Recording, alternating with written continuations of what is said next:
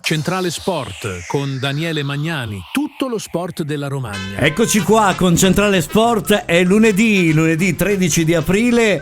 Io, se me lo consenti Daniele, volevo salutare il nostro più fedele ascoltatore, l'amico Sandro. Ah sì. Lo possiamo salutare? Saluto. Va bene, ciao Sandro, è sempre un piacere, un piacere. Ciao Sandro, 19.09 sul saluto a Sandro, il nostro fedelissimo ascoltatore. Partiamo con la puntata a doppia cifra numero 10, questa puntata di lunedì 13 aprile, un po' malinconica già dalle condizioni atmosferiche che nel corso del pomeriggio sono peggiorate, anche per domani non si dà un gran tempo, ma soprattutto non sono buone le notizie che arrivano dal campionato del Cesena Calcio che sabato a Castellammare di Stabia ha bucato la ruota, usando un termine caro al nostro Emiliano Tozzi, ha bucato in quel di Castellammare di Stabia perdendo 2-0 contro la Juve Stabia. Quindi fallito l'aggancio, fallito il sorpasso, è una partita che rimette un pochettino in discussione l'andamento di questa nostra squadra bianconera. Sì, Lorenzo Lucchi come al solito qua di fianco a me, mi ha distratto il direttore salutando Sandro, dopo mi sono dimenticato di presentare la mia spalla sinistra, spalla destra, insomma ormai è una spalla che mi tiene a sostentamento di questa vecchiaia che incombe.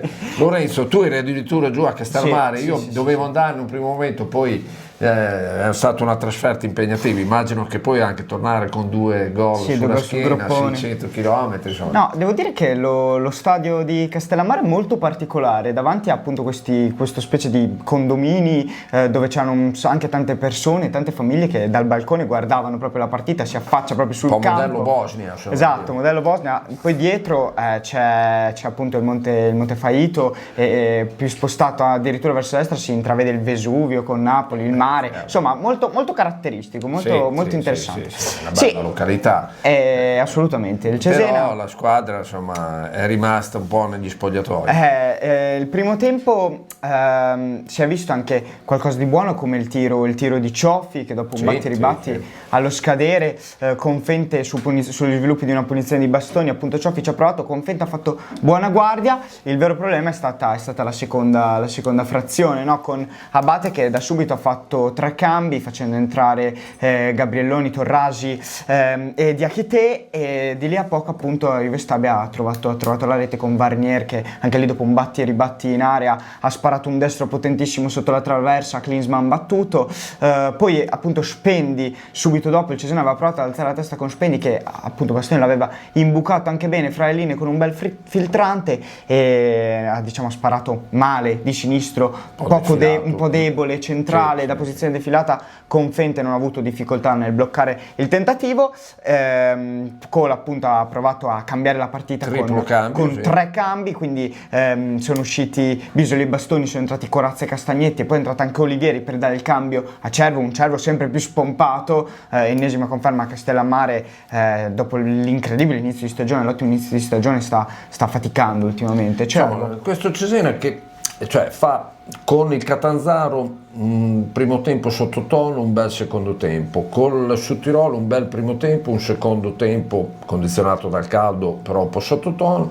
A Castellammare Stabia, ripeto, un po' primo tempo un pelino più vivace, secondo tempo non riesce ad inanellare 2 tempi, insomma un intero arco di partita, 90 minuti sulla stessa intensità. Esatto. Le gambe ai bianconeri definitivamente sono state tagliate col raddoppio, anche lì su una grave indecisione difensiva. È arrivato Carissoni che appunto ha sterzato in area, ha lasciato partire una bella conclusione su cui Klinsmann appunto non è riuscito a salvare.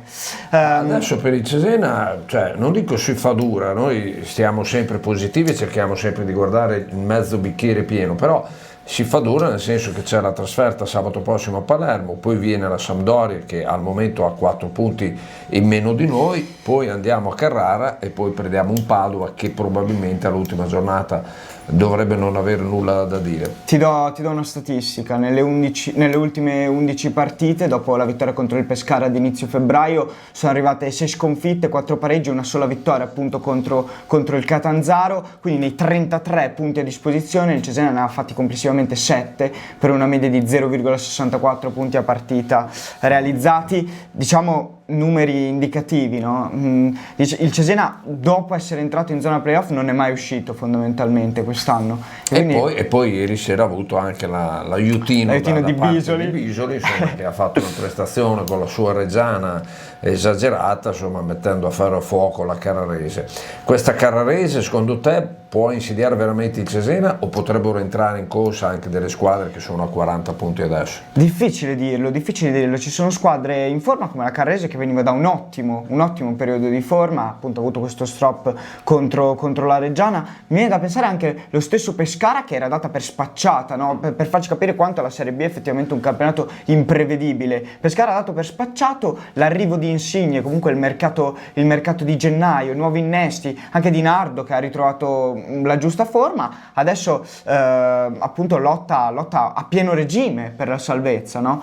E quindi anche l'Avellino di Ballardini ha dato una grande freschezza, diciamo ci sono tante squadre che comunque non solo lottano per la salvezza, cioè hanno ritrovato quella fiducia magari che mancava, e hanno appunto attraversato un buon periodo di forma. Sempre anche l'Avellino, anche Biancolino ad esempio, era stato esonerato, ma prima l'unica vittoria che aveva conquistata era stata proprio contro il Cesena, no? 3-0 allo stadio dell'Avellino. Perfetto. Con Lorenzo Lucchi parleremo, sono già le 19:15, qui il tempo vola e torneremo a parlare con Lorenzo Lucchi, dicevo, della primavera, che finalmente non solo per una notte, non solo per un giorno, ma almeno per una settimana, anche se in condivisione col Parma, sarà in testa alla classifica, anche vista la sconfitta interna della Fiorentina. Fra l'altro c'è stato un brutto intervento di gioco che si temeva per il peggio per il difensore della Fiorentina, del Sassuolo, che è stato colpito al volto da un giocatore della Fiorentina nel tentativo di rovesciare, e quindi parleremo nella seconda parte anche della primavera bianconera, primavera 1 in vantaggio, mentre invece sentiamo in sottofondo il nostro collega, il nostro inviato da Ravenna, Sandro Camerani, che è il Ravenna Calcio, che ha blindato definitivamente la terza posizione. Dico bene, Sandro? A te la linea. Sì, ciao, buonasera. Sì, è anche matematica, dopo la vittoria di Pontedera, e diciamo il Ravenna come miglior terza della Serie C avrà un vantaggio del fattore campo nel primo turno dei suoi playoff, che sarà il primo turno della fase nazionale, e in realtà sarà il terzo turno dei playoff, che inizieranno prima con le squadre classificate dal quarto al 10° posto. Quindi un vantaggio per il Ravenna che potrebbe sfruttare passando il primo turno e anche il secondo, e arrivando alla semifinale. Ravenna che ha vinto 1-0 a Pontedera, ha iniziato la partita un po' con qualche difficoltà, perché Pontedera ha avuto 2 occasioni molto nitide nei primi 2 minuti, poi si è aggiustato sul campo e ha condotto la gara senza problemi, facendo un gol, sfiorandone ancora un altro, ma comunque controllando il Pontedera senza problemi. In pratica hanno avuto quelle 2 occasioni nei primi 2 minuti e poi nessun altro fino alla fine, quindi una buona partita, niente di eccezionale, ma comunque quello che bastava per vincere e appunto ufficializzare il miglior terzo posto della Serie C. Ultima partita del Ravenna, penultima giornata, ma nell'ultima il Ravenna riposerà perché avrebbe dovuto incontrare Rimini. Ci sarà sabato sera alle 20:30, tutta il girone B giocherà in contemporanea al sabato alle 20:30, al Benelli in Ravenna contro la Vispesaro. Ok, bene, allora da Ravenna buone notizie, speriamo che la pausa forzata in attesa dello svolgimento del primo e del secondo turno dei playoff favorisca comunque Ravenna. Molte volte si è sempre incerti se sia meglio riposare, mantenere la gamba oppure continuare a giocare, ma viceversa poi arrivare magari allo sprint finale un po' provati. Quindi auguriamo al Ravenna Calcio di chiudere bene come ha fatto, insomma, adesso con il prossimo turno, l'ultimo in casalingo, poi li seguiremo anche nei playoff, perché comunque noi andremo avanti con la trasmissione fino alla fine di maggio. Vediamo se abbiamo da Forlì in linea Franco Pardolesi. Non ancora, allora diamo la linea a Roby, il nostro regista nonché direttore, per un breve stacchetto musicale, poi torneremo parlando del Forlì Calcio. Sarà che siamo noi che abbiamo nella testa un maledetto muro. Bene, torniamo al calcio, dopo aver parlato del Ravenna, parliamo del Forlì che invece Franco Pardolesi è in linea, ci fa soffrire fino all'ultimo. Franco. Sì, scusami, riparti perché non eri ripartito, vai. Ma dico sempre che questa lunga telenovela non si voglia concludere, perché purtroppo sabato pomeriggio la corazzata Ascoli ha fatto piazza pulita del Forlì ponendosi discutibile 3-0, e al Forlì a 2 partite dalla fine mancano ancora 2 punti per avere la matematica salvezza. O una vittoria o 2 pareggini. Una vittoria o 2 pareggi, perché c'è il rischio di essere risucchiati nella zona play-out, che se la San Benedettese fa 2 vittorie e il Forlì non fa punti o fa solo un punto, dopo ci sarebbe lo spareggio. Quindi le prossime 2 partite sono fondamentali, anche perché la San Benedettese gioca in casa col Tedere che è già retrocesso, quindi di 3 punti li fa di sicuro. Quindi il Forlì è costretto a portare a casa qualcosa da Carpi. Con una vittoria sarebbe definitiva la salvezza, con un pareggio mancherebbe poi l'ultimo punto in casa nell'ultima giornata. Contro? Perché il Forlì gioca sabato sera a Carpi e poi riceve il Perugia. Perugia. Il squadra che deve salvarsi per forza. Sempre ostico. Insomma, ti tocca soffrire fino alla fine, Franco. Soffrire fino in fondo, sembrava che la cosa fosse evitabile, ma invece la situazione è questa. Il Forlì è un po' stanco, ha diversi infortunati, è un po' acciaccato, non è nelle migliori condizioni, però la fortuna aiuta gli vantaggi, si spera che va bene. La soluzione arrivi. Speriamo nei 3 punti a Carpi, così finiamo, chiudiamo la pratica e non ci dobbiamo pensare in casa il sabato dopo con l'ultima partita di campionato. Grazie Franco, grazie. Abbiamo già al telefono, sempre da Forlì, però Sponda Basket, e mi sembra che già dal tono della prechiamata che abbiamo fatto a Stefano Benzoni, notizie buone dal basket Forlì, vero Stefano? Notizie molto buone, buonasera a tutti. Forlì, battendo in una bellissima partita ieri di fronte a quasi 3.000 spettatori la Libertas Livorno, ha conquistato la salvezza matematica in questo campionato di A2 2025-2026. Lo ha fatto al termine di una gara molto bella, emozionante, che l'ha vista condurre di 12 punti nel secondo quarto, poi subire un parziale di 22-8 di Livorno, che è andata al riposo avanti di 4 punti, però nel terzo periodo Forlì ha recuperato, ha disputato una gara gagliarda, grintosa, ben giocata sia in attacco che in difesa, e nel quarto periodo, dopo essere andata sotto di 7 punti all'inizio, con un parziale di 20-8 è riuscita a vincerla e a conquistare così, con 2 giornate d'anticipo rispetto alla termine della stagione regolare, una salvezza che 2 mesi fa non era proprio così scontata e così detta. Va sottolineata in questa bellissima prova dell'Unieuro l'esordio, oltre alla grande prestazione di Rafael Gaspardo, che con 24 punti ha raggiunto il suo season high, il suo massimo punteggio stagionale, e accanto alle prove di Stevens e Pepe, autori di 17 punti, va segnalato l'esordio col botto, quello del nuovo americano Damian Rosser, che è arrivato mercoledì a Forlì e essendosi allenato con la squadra solo venerdì e sabato, è stato determinante con 17 punti e 9 rimbalzi. Un esordio che da cui era difficile aspettarsi meglio, una bella prestazione proprio di tutta la squadra, una salvezza sofferta, una stagione difficile, ma alla fine complice anche, ecco perché Forlì si è salvata, diciamolo, nella foga e nell'entusiasmo.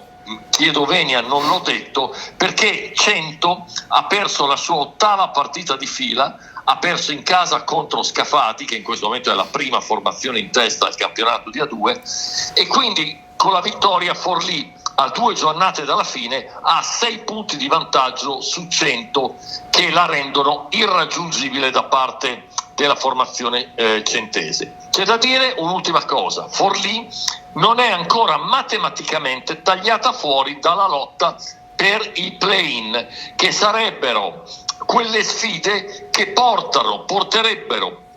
porteranno 2 formazioni sulle 6 che si qualificano a disputare i play-off. È molto difficile, perché Forlì domenica andrà a Pesaro e la domenica seguente riceverà la Fortitudo, che sono le altre 2 squadre insieme a Scafati nel terzetto di testa del campionato, però la matematica ancora non la taglia fuori. Però diciamo che per ora la salvezza è quello che serviva e va bene così. E poi magari a testa libera, come si dice in questi casi, magari può venire fuori anche il risultato a sorpresa, il risultato calmone. Ok. Ne devono venire fuori 2, però hai detto bene, può succedere. Va bene, ci sentiamo lunedì prossimo. Saluti a Stefano, nostro inviato, nonché inviato del Resto del Carlino, Stefano Benzoni da Forlì per l'Unieuro. Allora a questo punto, ciao, grazie Stefano, grazie. Prima di passare alla pagina del volley, un passaggio musicale con il nostro direttore, poi saluteremo anche i nostri inserzionisti.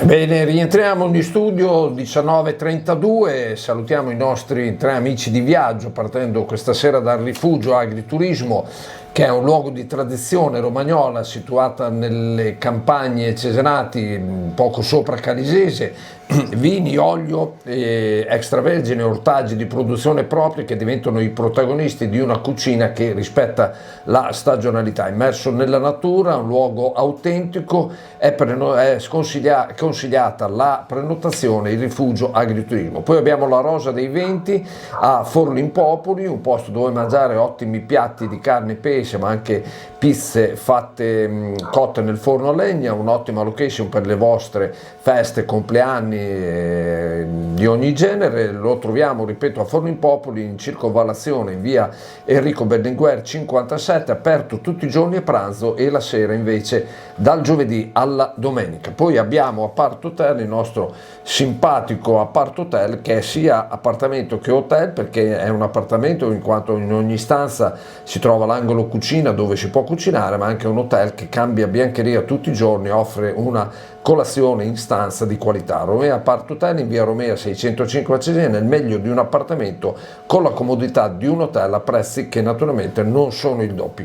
Chiudiamo la pagina col basket collegandoci da Ravenna con Maurizio Coreni. Ci sei? Ciao Maurizio, Daniele, ciao, ben trovato. Buonasera a te e a tutti i radioascoltatori. Allora, Ravenna che purtroppo da Ravenna vengono brutte notizie per la squadra, perché a Iesi purtroppo Ravenna ha incassato la 8ª sconfitta nelle ultime 9 partite e quindi le mancano 2 punti per la salvezza diretta, che sembrava alla sua portata dopo il primo quarto, dove aveva giocato molto molto bene.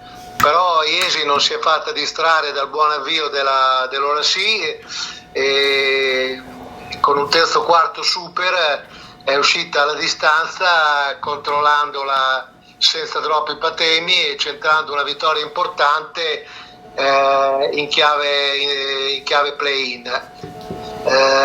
Dopo il 35esimo turno di campionato, lo scenario in classifica per quanto concerne le squadre di coda, dove purtroppo c'è anche Ravenna, si è fatto sempre più incerto, e se la formazione giallorossa ha mantenuto ancora la 13ª piazza, che vuol dire salvezza diretta, due delle inseguitrici, Nocera e Fabriano, sono uscite vittoriose, mentre sono rimaste a palo Quarrata, Ferrara, Pesaro e Virtus Imola.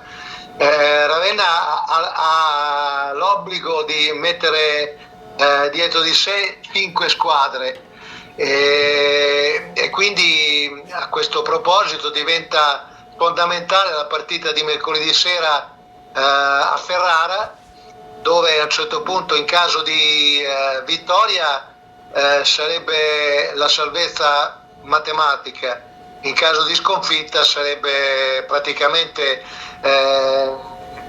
i play-out sicuri, perché poi dovrai affrontare in casa la Virtus Roma domenica prossima, e poi la domenica seguente andare a Livorno contro la PL, ovvero contro due squadre che lottano per salire in A2, quindi due squadre fortissime fuori portata della squadra giallorossa. Quindi diciamo che le prospettive non sono rosee. Sicuramente guardando la partita disputata a Iesi, salta un po' all'occhio il fatto che, nonostante si sia chiuso con percentuali da 2 e da 3 molto superiori a quelle degli avversari, purtroppo 17 palle perse e anche i 26 tiri liberi concessi ai padroni di casa contro i 10 di Ravenna hanno creato la differenza, insomma. Ravenna sicuramente non ha fatto una grandissima partita in difesa, e quindi per sperare di vincere anche giocando con squadre meno attrezzate di lei, bisogna difendere, c'è poco da fare. È un po' il mantra che è stato detto sia dall'allenatore che dal playmaker Romeo, l'ultimo arrivato in casa Ravenna, tra l'altro il migliore dei suoi con 20 punti segnati, quello di difendere, sapendo che la partita di Ferrara è un po' diventa fondamentale per cercare la salvezza, e quindi insomma è un po' tutto quello, quello che si augurano tutti i tifosi ravennati, insomma, sì, una partita che vale doppio, in poche anche parole. perché poi, esatto, avendo poi dopo le due partite finali, la penultima e l'ultima di campionato, con due corazzate, insomma, ecco, la partita di mercoledì contro il Ferrara connota appieno, insomma, gli estremi dell'ultima spiaggia. Speriamo comunque bene. Senti, ancora un secondo, diciamo certo. che Ferrara è stata un po', come si dice, la squadra che ha fatto morire, nel senso sportivo, Ravenna 3 anni fa in A2, perché Ravenna aveva vinto a Ferrara e con la vittoria a Ferrara in pratica era quasi salva, diciamo. Poi con la scomparsa della società per debiti, diciamo così, a campionato in corso sono stati tolti i punti e è andato in play-out, e poi il play-out è andata fuori. Quindi insomma diciamo che è una ricorrenza che bisogna capire se può essere di buono o di cattivo auspicio. Certo è che Ferrara è rimane un po' nel DNA di Ravenna, insomma. Va bene, speriamo, come diciamo sempre, bene. Poi noi ci sentiremo lunedì prossimo, speriamo di avere buone notizie anche dal basket di Ravenna. Ciao, grazie Maurizio per il tuo intervento. Grazie. Buonasera a tutti. Ciao. Allora, passiamo prima di ritornare in regia con un brano, perché siamo un pelino in ritardo, giriamo pagina, andiamo sul volley e partiamo dal volley maschile. Abbiamo Massimo Montanari, sempre da Ravenna. Massimo, a te la linea. Eccoci qua, buonasera a tutti voi e ben ritrovati su questi canali a parlare della gara 1 di playoff iniziati ieri per il campionato di A2 con la Consar che ha continuato la serie positiva contro la Virtus Aversa, già emersa nella stagione regolare, centrando la terza vittoria. Conti e Campani 3-1 questa volta, il risultato di una partita che i ragazzi di Valentini, a parte il terzo set, hanno sempre avuto in pieno controllo, mettendo in mostra una qualità di gioco rilevante, un buon livello tecnico e un Manuel Zlatano in condizioni smaglianti, il MVP del match con 22 punti. È stata una partita che si è giocata in un contesto emotivo molto particolare per la tragedia che ha colpito la società nella persona di Tamara, responsabile del marketing, che ha perso il figlio dodicenne Mattias in vacanza mentre sciava. Un contesto davvero, un carico emotivo davvero intenso, onorato con un lungo applauso nel momento in cui le squadre si sono schierate a centrocampo, mostrando la maglietta dedicata a Mattias, poi col minuto di silenzio e il lutto al braccio. Quindi la squadra è stata brava anche a gestire questa situazione, sicuramente non facile. Adesso è già proiettata a mercoledì sera con gara 2 in terra campana. Se Ravenna vince accederà alle semifinali contro la vincente di Pineto Portoviro. Ieri hanno vinto gli abruzzesi, capolista al termine del giorno d'andata. Se ci sarà la sconfitta si torna al Pala de André domenica 19 per gara 3. Ma Aversa ha confermato anche ieri che senza il suo posto titolare Mozzo effettivamente ha un potenziale molto più indebolito, e quindi su questo se dovesse perdurare l'assenza è chiaro che questo diventa un vantaggio in più per lui e compagni. Quindi appuntamento a mercoledì e poi vedremo cosa succede. Bene, noi ci sentiremo tra 7 giorni, lunedì prossimo 20 aprile, dove ci relazionerai di entrambi gli incontri. Breve stacchetto pubblicitario, linea alla regia, poi sentiremo quello che ha da dirci invece Valerio Rustignoli per quanto riguarda il volley femminile. Lasciami giù qui, pensa che abbiamo in studio Lorenzo Lucchi che ha affermato, ha detto di non conoscere Lucio Battista. No, la canzone. Ah, la canzone, già, però insomma, lo perdoniamo. Allora, siamo pronti con Valerio Rustignoli. A Valerio Rustignoli la linea per il punto sul volley femminile in tutta la Romagna, da Ravenna a Cesena e... Buonasera a tutti gli amici di Radio Centrale, ben trovati all'appuntamento con i risultati del campionato di Serie B1 femminile di pallavolo, giunto alla quintultima giornata, quindi al rush finale di una stagione densa di emozioni per tutte le formazioni romagnole. Quello appena trascorso è stato un turno in chiaroscuro per le squadre del nostro territorio. Molto positivo è stato il risultato per Olimpia Teodoro Ravenna, che al Palacosta ha vinto per 3-0 contro la Pallavolo Scandici, fanalino di coda. Un successo insomma senza appello per la formazione bizantina, che avvicina la matematica promozione in A3. Infatti il prossimo weekend la formazione giallorossa, in caso di successo, potrebbe festeggiare una promozione al termine di un'annata che le ha viste sempre capolista per l'intera stagione, quindi un successo a questo punto più che meritato e che aspetta solo la matematica.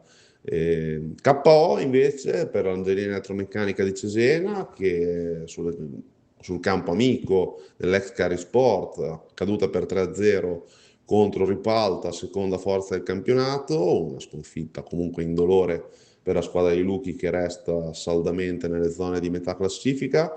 KO pesante per Riccione, che invece cade sul campo di Bologna, e questa è un'ottima notizia soprattutto per Forlì, per la Live 365, che sul campo amico del Villa Romiti ha vinto al tie break contro la Pallavolo San Giorgio. una partita insomma dalle due facce per le ragazze allenate dal duo Montevecchi-Focchi, perché dopo 2 set estremamente convincenti la squadra forlivese si è inchiodata sul più bello, concedendo a San Giorgio la rimonta e l'aggancio, e poi al tie break è arrivata per Folli e compagni una vittoria importante che dà 2 punti pesantissimi per la classifica, che permettono così a Forlì di allungare su Riccione, che abbiamo detto avere perso sul campo di Bologna, e su Reggio Emilia, caduta a sorpresa per 3-0 sul campo di Modena. Quindi ora Forlì si trova quintultima a più 4 dalle 2 formazioni inseguitrici, quindi l'obiettivo per Forlì sarà quello di provare a mantenere questo vantaggio che garantirebbe alla formazione forlivese la salvezza. Non sarà facile perché nel prossimo turno Forlì giocherà contro la Pediatrica Vendi Valdarno, che insegue il terzo posto per provare a conquistare un posto nella prossima A3, quindi una sfida durissima per la formazione forlivese, che all'andata però aveva vinto sul campo del Villaromiti. Sfida durissima anche per Ravenna, che abbiamo detto va a caccia della promozione matematica, ma dovrà farlo sì sul campo amico, ma contro Campagnola, quindi contro la terza forza del campionato, che cerca anche lei punti per consolidare il terzo posto, quindi sarà una partita di altissimo livello e piena di emozioni. Riccione ospita Ostiano per una gara molto difficile ma fondamentale, e l'Elettromeccanica Angelini di Cesena sarà di scena invece sul campo di Montespertoli contro Montesport, per una partita forse più importante per la squadra di casa, che cerca punti per mettersi al riparo dalla rimonta delle inseguitrici, più che per Cesena, che invece con un successo potrebbe virtualmente chiudere la propria stagione. Vi saluto a tutti, vi ringrazio per l'attenzione e ci sentiamo la prossima settimana. Grazie a Valerio Lustignoli da Ravenna, che ci ha fatto il suo esaustivo punto della situazione della volley femminile. Ora andiamo con il rugby, abbiamo già in linea Marco Zuccarelli, col quale mi devo parzialmente scusare per il fatto che lunedì non ti abbiamo chiamato, mentre invece il lunedì di Pasqua, se non erro il sabato, non ricordo bene, avete fatto una gran festa, dico bene, però e ieri invece hai ripreso il campionato, dico bene? Vai Marco. Sì, buonasera amiche e amici della Centrale. In effetti c'è stata una gran festa di rugby giovanile al campo di Via Montefiore, però tutto sommato la prima squadra non ha giocato, come hai detto te, e ha giocato ieri a Villorba. Siamo nelle ultime giornate di campionato, ieri la penultima, domenica prossima l'ultima, e anche ieri una sconfitta maturata a 2 minuti dalla fine. Il Romagna quest'anno è specialista se le gare terminassero al 35esimo sarebbe probabilmente in testa alla classifica. Ieri è stata una gara terminata 34-31 per il Villorba. Sono stati conquistati 2 punti in classifica. Il Romagna è sempre al penultimo posto in classifica, però la situazione è interessante perché è in 9ª posizione, potrebbe raggiungere comunque la 7ª posizione, una cosa virtuale, una cosa più di onore che di altro, perché comunque non c'è niente in palio. Domenica prossima allo stadio di Cesena si disputa l'ultimo incontro della stagione col Viadana è davanti al Romagna con 35 punti, il Romagna ne ha 30 con una vittoria per 5-0, ovvero punto di bonus offensivo oltre ai punti per la vittoria. Il Romagna sopravanzerebbe in classifica il Viadana. La partita di ieri è stata caratterizzata da un continuo inseguirsi delle 2 squadre. Nel primo tempo passano avanti i veneti, poi il Romagna pareggia con un calcio di punizione, poi i veneti allungano con un altro calcio di punizione, il Romagna passa avanti con la meta. Insomma è stato un continuo inseguirsi fino a che al 37esimo Falletti segna la meta del sorpasso con la trasformazione di Crosato 34-31. Una giornata favorevole anche ai calciatori, perché Crosato del Villorba ha fatto 6-6 dalla piazzola, Sergi del Romagna 5-5 dalla piazzola. È stato un bel incontro. Invito chiaramente per tutti quanti sabato domenica all'ultima di campionato al campo di Via Montefiore.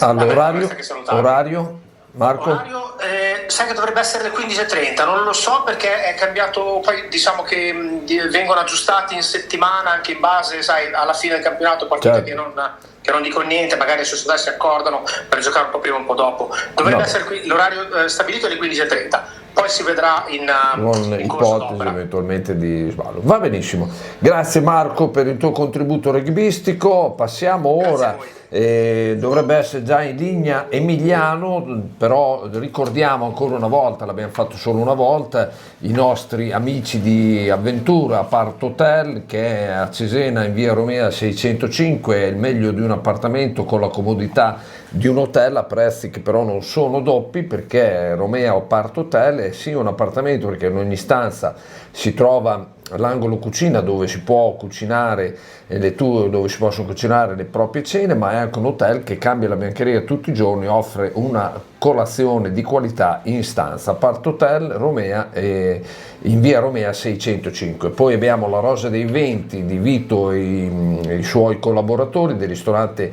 Pizzeria Rosa dei Venti, appunto a Forlimpopoli nella circonvallazione esterna in via Berlinguer 57, è aperto tutti i giorni a pranzo, mentre alla sera è aperto dal giovedì alla domenica. Naturalmente pranzi e cene per le vostre feste, cerimonie di ogni genere, feste di compleanno, dove potrete mangiare ottimi piatti di carne e pesce e pizze cotte nel forno a legno. Poi il rifugio agriturismo, che con la bella stagione, almeno speriamo sbonacci nei prossimi giorni, è sopra le campagne cesenate, sopra Calisese, dove vini, olio extravergine e ortaggi di produzione propria diventano praticamente i protagonisti di una cucina che rispetta la stagionalità di volta in volta. È immerso nel verde, un luogo autentico dove natura, tradizione e ospitalità si incontrano, il rifugio agriturismo. Allora abbiamo Emiliano Tozzi che è fermo ai box da un minutino, sono le 19:55, abbiamo fermo sia la Formula 1, il campionato mondiale di Formula 1, sia la MotoGP, ma questa sera Emiliano ci parlerà di un bel evento che ci sarà nel prossimo weekend. A te Emiliano. Intanto buonasera a tutti. Ditemi una cosa, Zanotti quanti numeri vuole questo giro, che vedo di dargli il più possibile, perché Imola è comunque di fronte all'evento evento clou della sua stagione in un certo senso. Sì, qui dimmi, vai. Tu comincia con i numeri, poi vediamo. Tu comincia con i numeri, poi vediamo.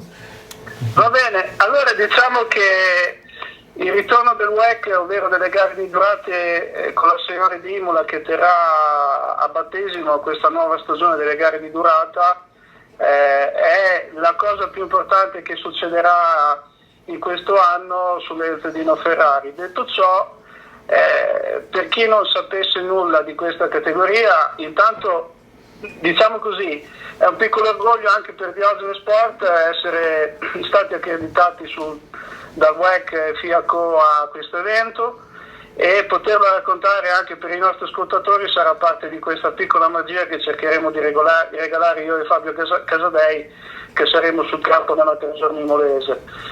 Detto ciò, parlare di WEC vuol dire parlare di 24 ore di Le Mans, vuol dire parlare di una Ferrari campione del mondo in carica sia piloti che costruttori, titoli conquistati nella precedente stagione, e soprattutto vuol dire raccontare di 3 successi consecutivi a Le Mans dal 2023 al 2025. Ferrari non dico in maniera dichiarata perché non è stato fatto nessun tipo di dichiarazione in questo senso, ma la storia rimanda al fatto che Ferrari abbia vinto in maniera consecutiva per 6 edizioni la 24 ore di Le Mans dal 1960 al 1965. Tra le righe si è detto più volte che siccome in 3 anni diversi hanno vinto Le Mans con 3 macchine diverse, ovvero la 51, la 50 e l'83, vorrebbero ricominciare da capo per arrivare appunto a questo risultato che sarebbe semplicemente eccezionale. E detto questo, il tutto parte da una cornice meravigliosa, perché Imola, con tutto quello che può essere comunque il Qatar e via discorrendo, è parte della storia del motorsport, è parte di quello che è anche il perno fulcrante a livello di circuito della Motor Valley, e secondo me il fatto di questa astinenza, diciamo, dalla Formula 1 regalerà una diversa visione anche di questa categoria. Ci si attende il record di spettatori per tante ragioni, oltre 100.000 presenze, che sarebbe veramente un risultato non indifferente, e se lo aspettano anche i dirigenti dell'autodromo di Imola, che tanto hanno creduto in questo evento. Bene, tu ci sarai insieme a Fabio Casadei. Abbiamo visto oggi su WhatsApp, insomma, in anteprima al pass che vi è stato concesso, quindi come dicevi tu sarete fra diciamo, i giornalisti presenti in questo grande evento, 100.000 persone, tanta roba. Lunedì, mi raccomando, ce lo racconterai, perché e chiudiamo il tuo intervento con i prossimi appuntamenti, ricordando anche i prossimi appuntamenti di Formula 1 e di MotoGP. Lunedì prossimo ci relazionerai di questo evento, però la MotoGP e la Formula 1 riprenderanno? Allora, MotoGP il 26 aprile a Jerez, quindi la domenica successiva, la Formula 1 il 3 di maggio, quindi tra due domeniche dopo quella del 19, direttamente da Miami e da Florida. Va bene, quindi noi ci sentiremo lunedì prossimo, mi raccomando, fai il bravo, comportati bene in occasione di questa cosa. No. E poi Sicuro. dopo... Adesso voglio sapere se Zanotti è contento o no, perché lo volevo far contento. Sì, Jimmy, intervieni pure.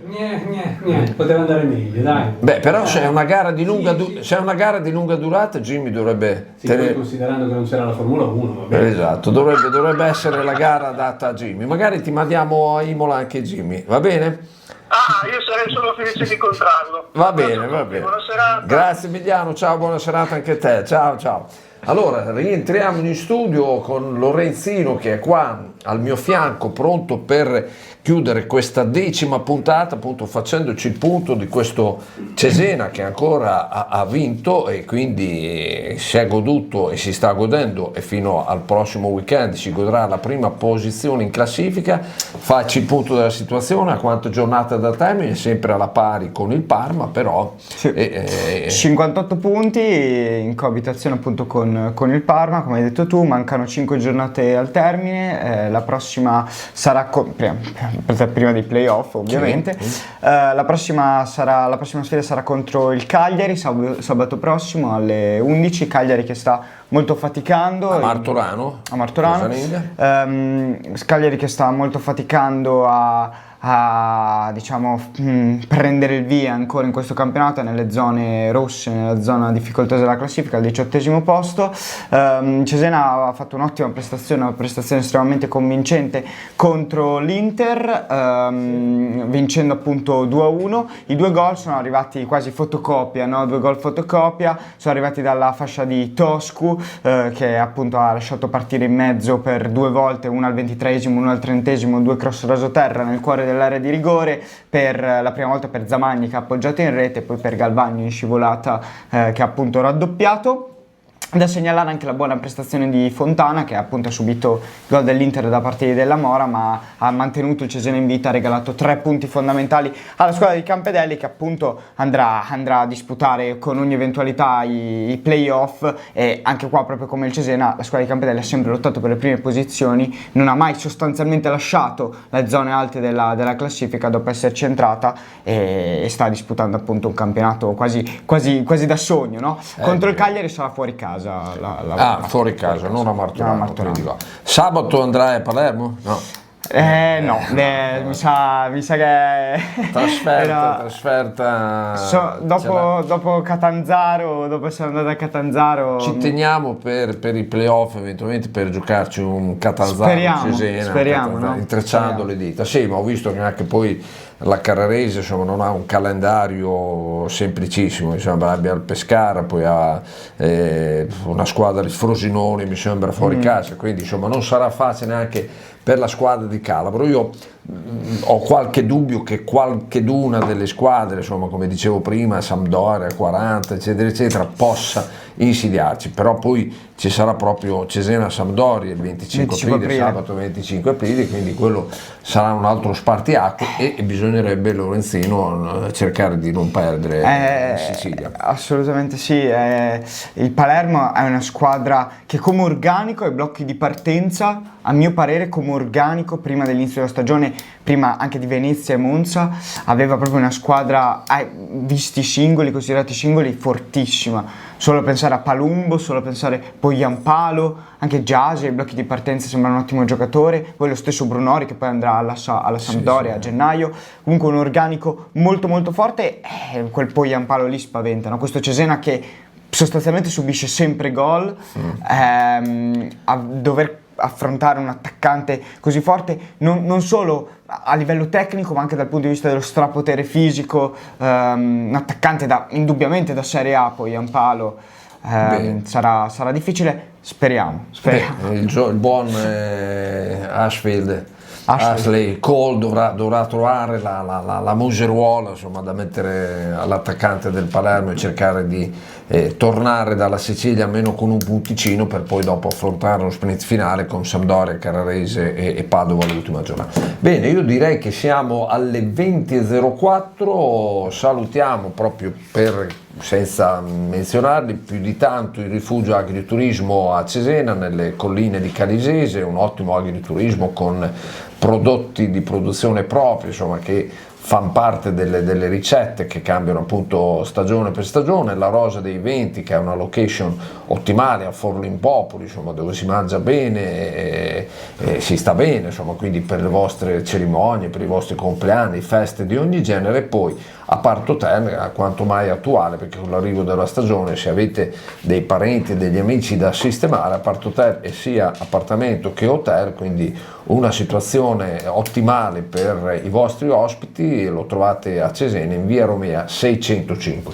20.05, direttore Roby, noi siamo veramente in chiusura, abbiamo timbrato anche la 10ª puntata, vi diamo appuntamento sabato per i collegamenti prima della partita, alla fine del primo tempo e al termine della partita, e poi lunedì prossimo a partire dalle 19 con la puntata numero 11 di Centrale Sport. Grazie a tutti, grazie a Lorenzo, grazie mille, buona serata a tutti. Serata, e Centrale Sport a lunedì prossimo, ciao. Centrale Sport, in un unico contenitore tutto lo sport della Romagna.